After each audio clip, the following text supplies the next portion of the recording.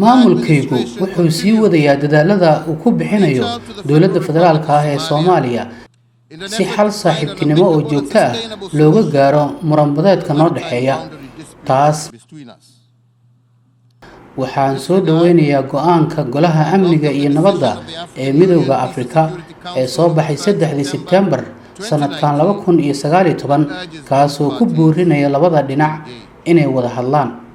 sida aan dhammaanteen ognahay, qaramada midoobay waxay ahmiyad siinaysaa in dariiqa wada hadalku yahay hanaanka ugu wanaagsan ee lagu xalliyo muranada. sidoo kale heshiiskii shuruucda badda ee qaramada midoobay wuxuu tilmaamayaa xadaynta xuduud badeedda ee u dhaxeeya wadamada si saaxiibtinimo ah. iyadoo Kenya ay raacayso nidaamka qaramada midoobay, waxay ku baaqaysaa in lagu xalliyo murankan qaab wada hadal ah.